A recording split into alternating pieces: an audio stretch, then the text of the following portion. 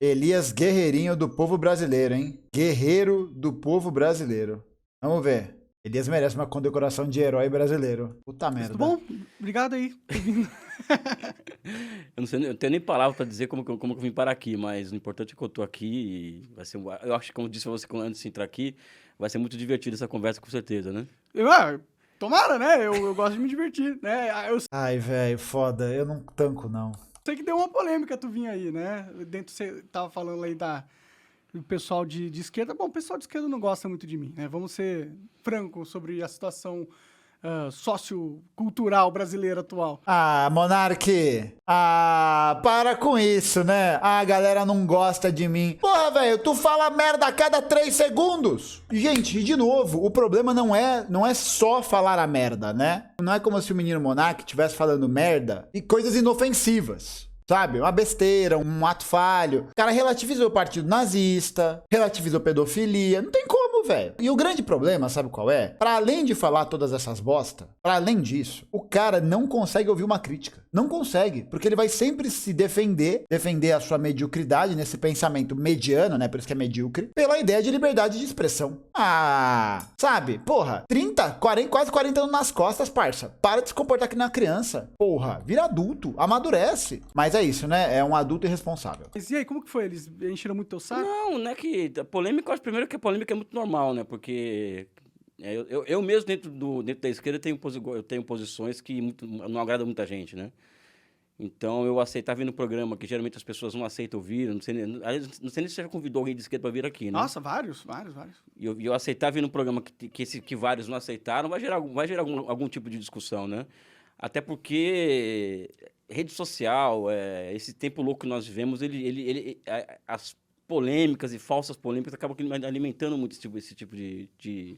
Tá polarizado, né? Nós contra eles, tem o grupo do bem e o grupo do mal, cada um acha que é do bem e acha que o outro é do mal. Caralho, velho, análise de E centavos. aí não pode misturar os dois grupos. Eu acho que existe uma distopia no Brasil nos últimos 10, 12 anos, né? Que o país vive, em que o debate público ele foi dominado por um segmento da sociedade que nega a ciência, que nega o conhecimento científico, ou seja, um retrocesso muito grande, né? É basicamente todos os convidados que vão pro Monarch Talks repetidas vezes, né? E evidentemente que esse grupo de pessoas que dominam o debate público hoje na internet, né, levou inclusive o atual presidente da República a presidente da República, né? Ou seja, Mas não foi a internet, não, cara. Não, eu tô falando... Ah, não. Não. Não foi a internet, não. Não foram os disparos em massa de WhatsApp, as fake news. Não. Não foram. Não foi, não. Não, foi também. Vai falar que não, velho. Nossa senhora. Cara, quer dizer, discordo de mim mesmo. Foi a internet que teve... Eu acho... Muito bom. O cara se rebateu. Puta, muito bom. Eu acho que existe um processo histórico recente em que a negação da ciência ela sai do campo da comunicação, ou seja, não é mais a notícia não é mais algo a ser apurado. Vamos trabalhar com fake news, vamos desconstruir a imagem do outro, vamos espalhar 1000 mentiras até vir a verdade. Isso alcançou também a ciência, né? Então eu sou geógrafo, mas sou professor de economia. Então hoje qualquer pessoa que, por exemplo, acha que entenda de capitalismo, acha que entenda de socialismo, tem uma visão, ela pode pegar 10 espantalhos do comunismo, a partir disso montar um curso sobre socialismo e capitalismo, vender e ganhar dinheiro em cima disso, né? Oh, shit!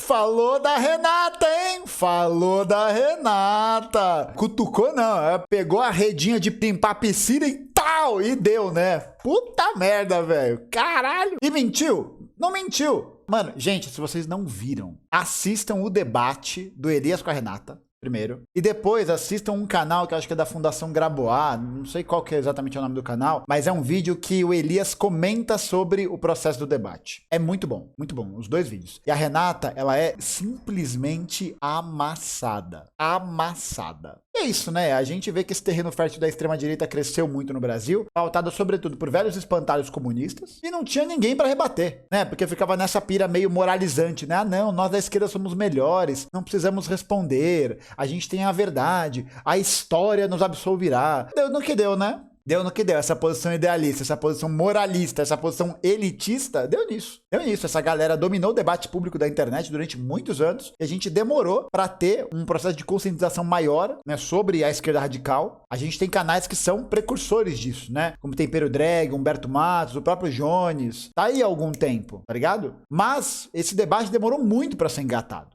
Demorou muito. Eu acho que as contradições do governo Temer, mas especialmente do Bolsonaro, ajudaram a acelerar esse processo, tá ligado? Aí a gente começou a trazer outros pontos. E aqui, um negócio que até eu e a gente comentou lá no Vilela. O nosso foco central não é ficar enchendo o saco de ninguém pra convencer ninguém. A gente quer ter um debate honesto sobre as coisas. Porque, bicho, é na honestidade do debate, é num debate materialista que as contradições aparecem. Elas aparecem, tá ligado? Se não vira só fun fact. Ah, não sei o que. Aí é foda-se, né? Mas quando a gente traz análise, debate e principalmente, é isso que eu falo, gente, tem que ter paciência, bicho. Tem que ser monge, tem que ter paciência. Até onde você conseguir, né? Não precisa se obrigar a nada tal. Mas, bicho, a esmagadora maioria das pessoas que fala merda porque tá desinformada. Fala merda porque tá imersa em ideologia dominante. A gente precisa ter paciência pra conversar com essas pessoas. Precisa, velho. Senão a gente tá fudido. Senão a gente vai ficar pregando pra convertido. Aí fudeu. Ah, sim. E, ou seja, isso, o debate público tá cheio disso daí. Assim, Né? cheio de narrativas. Não, né? Não é narrativa. Não é narrativa. É mentira. É mentira. tá cheio disso, né? Cheio de charlatanismo, assim, a dar com pau. Caralho, velho. Elias é foda, hein? Foda. E eu sou uma pessoa que eu não comecei na internet minha vida. Minha vida, eu tenho 31 anos de universidade, eu tenho uma vida fora da internet, né? E eu sou um cara que não tem nenhum problema com contraditório, né? Então, se você concordar comigo ou não, eu vou vir falar contigo aqui, né? Sem nenhum problema. Então, normal, né? O sensato se fazer, né? Senão você mas só fala com que a gente concorda. Mas eu acho que eu acho que existe uma tarefa, eu sempre falo isso para as pessoas. Mais ou menos, né? Ele dá contraditório mais ou menos, porque teve aquela polêmica lá quando a Rita Von Hunt declarou apoio às candidaturas da esquerda radical e um monte de gente da esquerda social-democrata ou de setores da esquerda social-democrata veio jogar pedra, né? Veio jogar pedra nela, pá. E aquele negócio, jogar pedra contra a gente do nosso campo é osso, né? Sem ser uma crítica política, né? É só difamação pela difamação. É triste. É igual eu tô tentando fazer com o Casimiro. Casimiro não fez o Elinho com a mão, não fez ali e tal. A galera, seu fascista, não sei o quê. Baita estratégia boa essa, hein? De virar voto, de convencer as pessoas. É esquerda estética. Pessoas que é o de ocupação de espaço mesmo, ou seja, se você tá vindo aqui me chamar para eu dar minhas opiniões, eu quero que as pessoas ouçam minhas opiniões, né? E também essa questão que eu acho que está cada vez mais evidente do apodrecimento do debate público, né? Brasileiro pela direita e pela extrema-direita, né? Que nega a ciência, já nega teve tudo realmente um debate público saudável, eu fico pensando. Você falou do apodrecimento, mas parece que o Brasil sempre foi... Sabe aquela cena de cantina do colégio que todo mundo fica jogando comida uma na outra? O cenário político parece um negócio assim, entendeu? Eu acho que não. Se você for pegar, por exemplo, a Revolução de 30 no Brasil, quando Getúlio Vargas chega ao poder, que o Brasil ele era um país que até a Revolução de 30 era um país, ou seja, que existia uma nuvem que parava sobre a sociedade brasileira de que o Brasil era um país que não ia dar certo, por causa que o país que é um país que é mestiço, ou seja, um país fadado ao fracasso. A Revolução de 30 ela traz um sopro. Ela veio até o antiácido aí, veio o suco de laranja do café da manhã, pensando, quanta bosta que esse cara vai falar. De esperança no Brasil, tanto é que de 30 até 80, por exemplo, o debate social brasileiro, ou seja, o debate sobre o futuro do Brasil, o debate sobre o passado do Brasil era riquíssimo.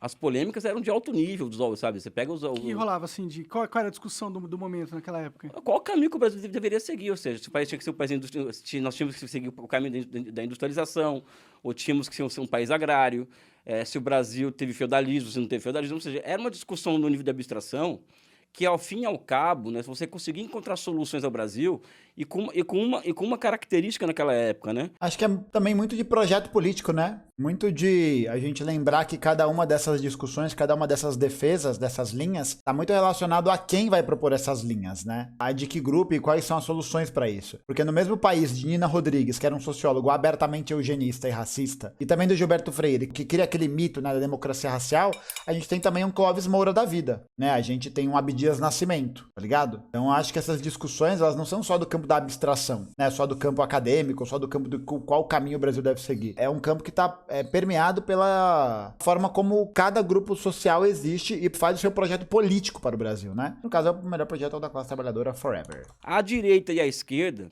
né? a maioria tinha, vamos dizer assim, um profundo, vamos dizer assim, uma profunda admiração pelo Brasil, né? E uma fé no futuro do Brasil. Tinha um nacionalismo forte, Não, né? um nacionalismo, exatamente isso. O Getúlio queria um pouco, em certa medida, isso, né? Com a década de 80, com a contra-revolução neoliberal na década de 90, eu acho que o Brasil, ele, na década de 90, ele volta à década de 20, ou seja, o debate público brasileiro passa a voltar a ser aquela coisa que o Brasil não presta, o nosso passado é ruim, o nosso futuro é um país sem futuro. Coloca muito o Brasil nessa posição de uma subserviência internacional. Um Brasil que não funciona, assim. Que tem que ser vendido pro estrangeiro, porque é o estrangeiro que funciona. Tem bem essa pegada mesmo. Nós temos que nos adaptar aos novos tempos, que é a globalização, ou seja, se adaptar a isso, entrar nesse jogo de forma subalterna ao poder norte-americano. É o que tá Caralho, velho. Análises! acontecendo. Né? Não, e a década de 90, vem os anos Então 2000. ele estava certo. Não, Ele deu certo na previsão. não. Tem um negócio que eu não gosto, que é gente que precisa fazer piada, velho. Cara, sério, uma pessoa que o tempo todo precisa mostrar que é engraçada, fazer uma graça, não sei o quê. Ai, gente, sério, que preguiça. Sério, mano, por favor, só tenta escutar um pouquinho, só um pouquinho, só um pouquinho, por favor.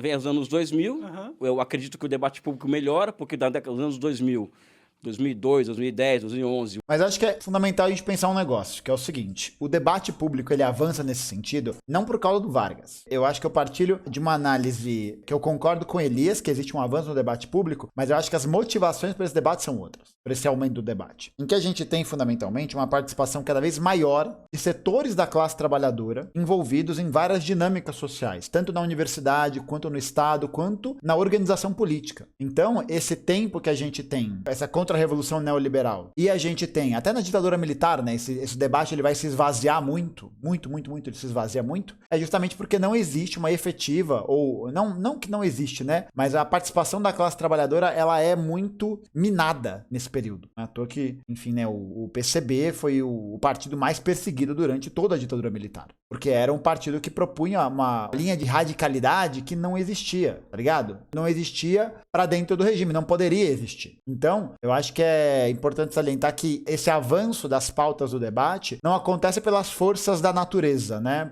Tipo, é isso, o Getúlio entrou e o debate foi avançando. Não, o debate avança porque essas questões passam a ser feitas. E passam a ser feitas por quem? Exatamente porque existe uma classe trabalhadora mobilizada e organizada politicamente, ativa, protagonista e que pressiona as forças dominantes para que haja esse debate, em maior ou menor grau. Então, nos anos 90, que a gente tem o governo Collor e o governo FHC, esses debates eles ficam meio aquém mesmo, né? Existe um certo pessimismo com relação ao Brasil, sobretudo porque a classe trabalhadora estava organizada em muitos espaços e ela vai tomando o nabo do governo FHC. Mas ela ainda estava organizada a ponto de quando o FHC propõe privatizar a Petrobras nos anos 90, o povo sai às ruas para impedir isso. Então ainda existe essa mobilização, sabe? Ainda existe isso. Agora, o que aconteceu durante os governos do PT, entre 2003 e 2016, foi justamente um processo em que esse debate parou de ser realizado. Esse foi o problema, sabe? Existia um debate importante, existe em muitas áreas muito importante, mas ainda muito limitado, né? Então a gente tem uma desmobilização da classe trabalhadora enquanto classe trabalhadora. E ela passa a ser muito mais próxima, não tanto de uma classe trabalhadora, né? De ter essa compreensão, né? Mas ela passa a se tornar consumidora das coisas. Aí fudeu,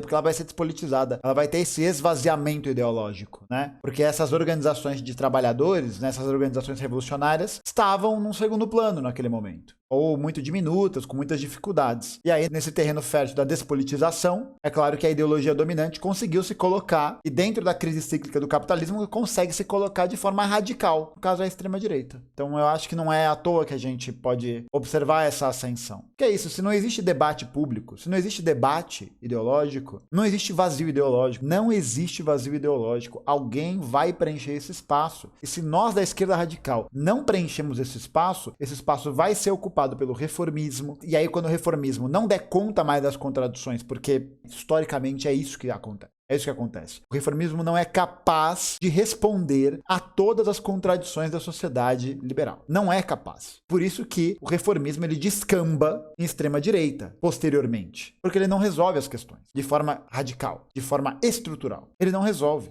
E aí as pessoas querem mudanças radicais, né? E com razão, elas têm que querer mudança radical. Mas se a gente ainda tem essa degeneração ideológica, esse descambamento, aí a gente tem a extrema-direita, né? Reformismo é social-democracia, exatamente. Exatamente. Por isso que a tendência de toda social-democracia é se degenerar ideologicamente. Então, quando a gente pega para olhar, por exemplo, a forma como as posições, né, da galera da esquerda, da centro-esquerda, tá defendendo hoje o governo Lula e tal, o governo Lula em 2023 vai ter muito menos espaço, caso ele seja eleito, para poder fazer as coisas. Porque o terreno ideológico, o terreno político é muito mais pantanoso, é muito mais à direita. Não é à toa que a gente tem Alckmin de vice, Marcelo Freixo recuando no discurso, PT continuar apoiando os grandes caciques da política brasileira, e é sempre uma caminhada para a direita. E aí os interesses reais, as necessidades reais da classe trabalhadora ficam para um segundo plano. Vão ficar para um segundo plano. E é aquilo, né? Problemas urgentes têm que ser resolvidos de forma urgente. Mas é importante que a gente paute esse debate, que a gente seja mobilizado para pautar esse debate. Ligado? Enfim, vou parar de me auto-interromper.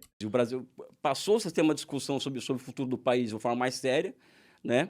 E depois do ano 2010, 2011, 2012, 2013, acredito que o Brasil afunda, o debate público afunda ao ponto de surgir, assim, abertamente o charlatanismo aberto, assim, ou seja, você não vê mais grandes intelectuais discutindo no Brasil. E tem um outro ponto, né? Eu acho que esse debate político, esse debate sobre a sociedade brasileira ficou muito encastelado na universidade. E eu até falei isso do Blablalogia, né? E a universidade em si, ela é muito ligada historicamente a estratos muito elitistas da sociedade brasileira. Então você não tem um debate que é político, feito de forma efetiva por esses setores, porque esses setores mal fazem parte da classe trabalhadora. Na verdade fazem, né? Uma classe de intelectualizada, pequena burguesia, mas é uma pequena burguesia que não tem qualquer consciência de classe. Não tem. Ou uma consciência de classe muito degenerada. Aí fudeu, né? E aí você deu espaço pra extrema-direita ascender. Aí fudeu, né? Que foi a negação do uso da internet, que foi a negação do uso das redes sociais, o tempo todo, né? É um debate que acaba sendo idealista. É só um debate acadêmico, da cultura, não sei o quê, lá, lá. Aí fudeu, né? Você vê pessoas hoje no Instagram, por exemplo, fazendo history de 10 linhas,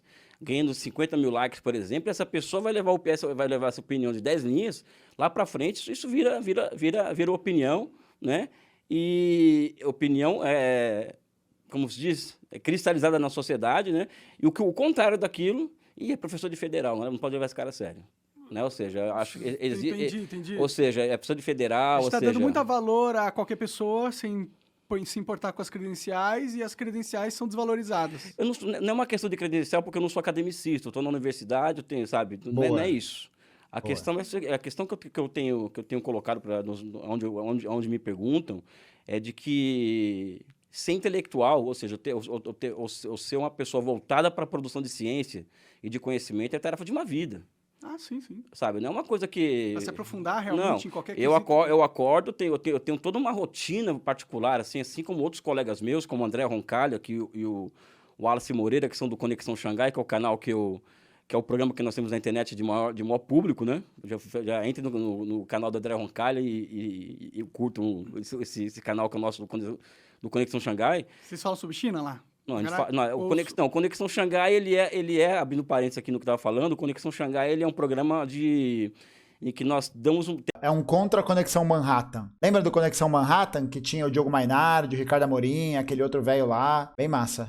Nós somos o contraponto ao Manhattan Connection, né? Que é aquele pessoal que fica lá os liberais lá. Eu não manjo muito. Né? É um pessoal liberal e tal. Tipo a maioria das pessoas que vem aqui. Fizeram aqui um comentário importante que eu acho legal. Mas ainda é onde abre os olhos. Eu sempre reproduzi o discurso liberal do meu pai. Eu comecei a entender as coisas quando eu entrei na Faculdade Federal. Sim, então, o corpo estudantil, ele acaba tendo uma tendência maior de questionar essas estruturas. Mas é importante também a gente dizer que não é o questionamento pelo questionamento em si, né? Um questionamento que seja de caráter idealista ou que seja de caráter pequeno burguês. Porque é isso, tem muita gente na universidade que vai passar a ter, enfim, né, a ter esse desenvolvimento acadêmico, esse pensamento crítico, mas que ainda é insuficiente para resolver os problemas da classe trabalhadora. É melhor do que nada, né? Melhor do que nada, mas a gente quer desenvolver os elementos da nossa classe, a gente quer desenvolver o pensamento da nossa classe. E o grande problema é esse, né? Muitos movimentos estudantis eram tomados por movimentos muito esquerdistas ou movimentos muito reformistas. Aí é foda, né? Aí é difícil. Que vem aqui falar. Tá legal, os caras tipo MBL, assim. É isso, MBL só com 50 anos de idade, 60 anos de idade. Entendi. Interessante, eu não sabia, não conhecia esses caras. Eles são esses que nós temos Conexão Xangai, né? Porque Inclusive, você convida vários pro seu podcast, Monark. A China, em certa medida, ela é o contraponto a toda essa visão de que, olha, para o país dar certo, não tem que ter Estado, o Estado tem que ser mínimo. Tem que ter tem que diminuir o tamanho de Estado, o mercado tem que dar rumo nas coisas, né? Mas só para terminar essa questão, ou seja, o que acontece hoje no Brasil é que uma pessoa com 800 mil seguidores no Instagram, por exemplo, faz um post com 10 linhas dizendo que fascismo e comunismo é a mesma coisa, que isso vai virando uma onda, assim, vai virando uma... Em que Fica um emborrecimento geral do exatamente, conhecimento médio. Exatamente, eu não sou academicista. Eu acho que a pessoa não precisa ter um título de doutor para ter conhecimento. Boa. Agora, menosprezar, por exemplo, a necessidade de que você tem que trabalhar com método científico, de que você tem que trabalhar com método, com episteme, com uma série de elementos que vão te condicionar a te entregar um resultado cientificamente comprovado, a partir da história principalmente. Eu acho que isso é o mínimo que se espera para quem forma opinião. Não o que nós vemos hoje no Brasil, né? Mas você não acha que tem uma parada da ciência que é foda também, porque as pessoas usam essa tenda, né? O mestre ciência, para validar opiniões que não são realmente científicas. Tipo, eles pegam estudos que foram feitos com uma metodologia porca e aí fica usando o nome da ciência para embasar uma ideia que, na verdade, não é realmente real, assim. Porque eu entendo que a ciência é importante, eu adoro ciência, Eu assisti o Mundo de Bikman. Caralho, Mundo de Bikman. Saudades do Mundo de Bikman. Mano, mas é isso, né? A pegar estudos que não tem metodologia. adoro ver o James Webb, as paradas, reator de fusão que a China tá fazendo, caralho. Acho muito, muito louco isso, os estudos e Ele ia falar pica. tudo mais. Mas eu vejo muitas pessoas usando a ciência como propaganda também, né? Eu acho que isso acontece também, ou não? Olha, vou te falar uma coisa. Acontece até porque existe a universidade, ela não é uma bolha, né? Que é fechada em si mesma, né? Há controvérsias. A universidade serve para desenvolver as forças produtivas e tecnológicas do Brasil. Brincadeira, viu, gente? E a universidade, muitas vezes, ela também acaba replicando, né, o senso comum da sociedade, só que de forma mais sofisticada, né? Inclusive na área de economia. Agora, Excelente. Puta, aí ele matou a pau. questão é que o Hegel dizia, que é um filósofo alemão, que eu gosto muito, dizia o seguinte: a verdade sempre aparece. Então, na ciência, ou seja na economia, seja na biologia, ou seja, qualquer área do conhecimento, uma mentira não dura muito tempo. Sei lá. Não dura muito tempo. Não dura muito tempo. Antes, comer ovo fazia mal pra caramba, ficou anos assim, e depois agora comer ovo é bom de novo, gordura de porco era ruim pra saúde, agora não é mais tão ruim. A ciência muda também, né? Não, a ciência muda, evolui, até encontrar, por exemplo, regularidades novas na economia, que antes eram impossíveis de encontrar com o método antigo, por exemplo. Mas o que eu estou querendo dizer é que na ciência a vera mesmo, o charlatanismo, ele dificilmente se cria durante muito tempo. Ele pode se criar. Sim. Ele pode se criar, mas chega... Por quê? Porque você está o tempo inteiro sendo avaliado.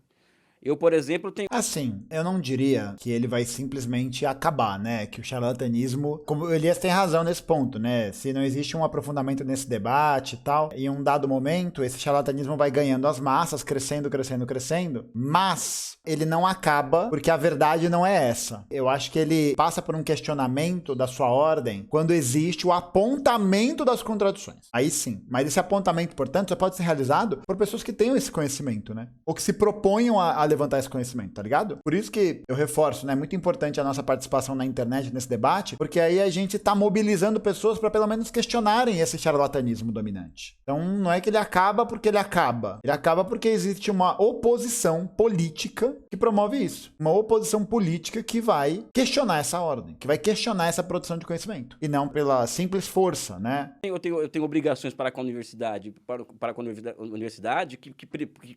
que passam, por exemplo, por publicar artigos em revistas estrangeiras. Esses artigos são hipóteses científicas que eu levanto, que eu tento comprovar naquele artigo, e 3 ou 4 pessoas que eu não conheço, nem eu me conheço, vão ler aquele artigo e vão aprovar ou não aquilo ali.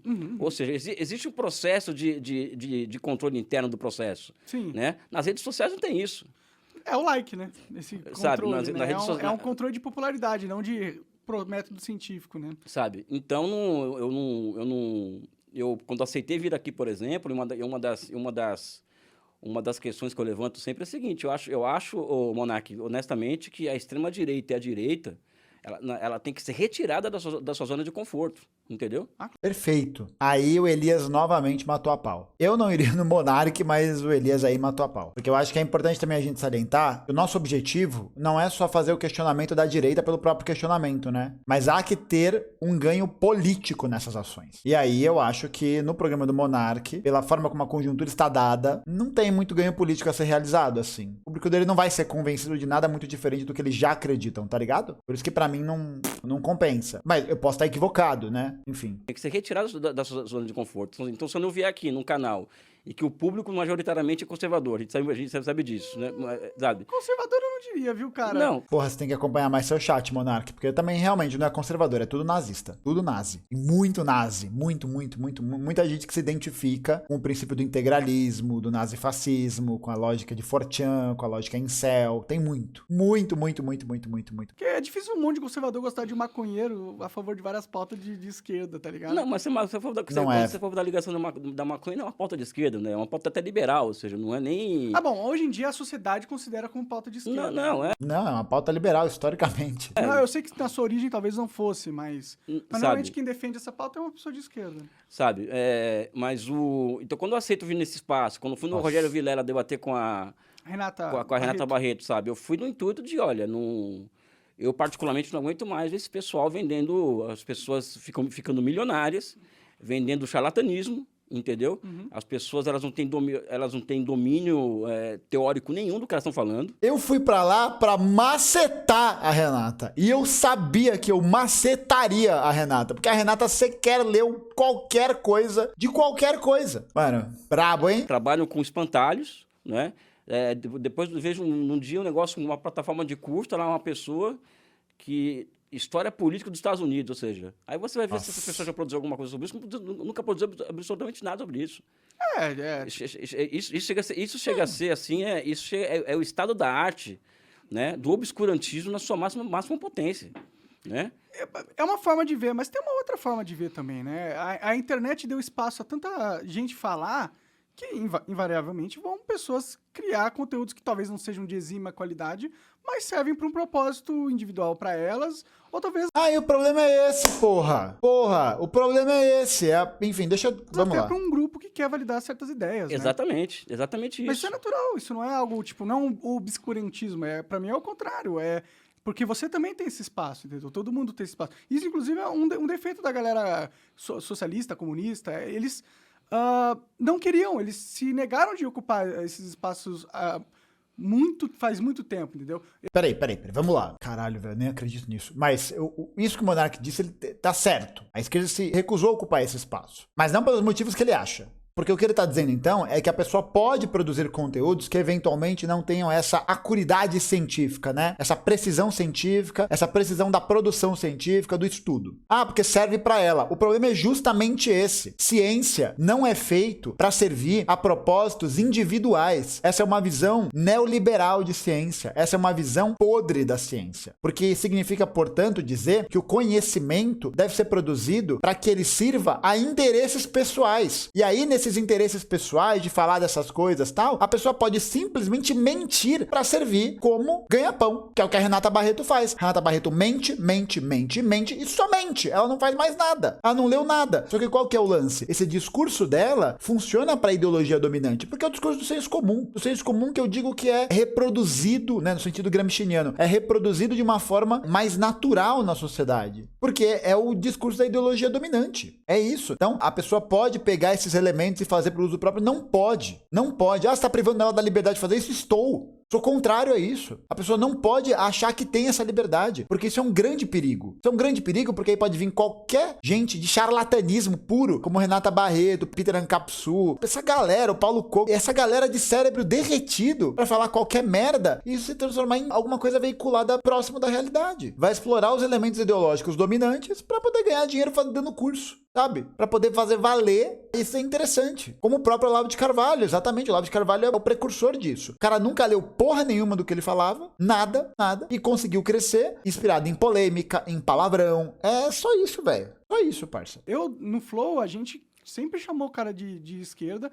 Demorou 2 anos, ou 1 ano e pouco, pra a gente conseguir uma portinha, uma janela a esse grupo, entendeu? E mesmo assim, essa janela não se abriu grandemente. Eles se recusavam muito a ocupar aquele espaço que estava sendo ofertado a eles. Mais ou menos, né? Tem a questão aí naquela época, ó, foda, né? Você ir pra um programa que o cara faz apontamentos e defesas muito, muito fascistas, né? De extrema direita. É foda, né? Porque a gente fala de não sentar pra dialogar e tal, e aí, vai dialogar. Foda, né? Foda.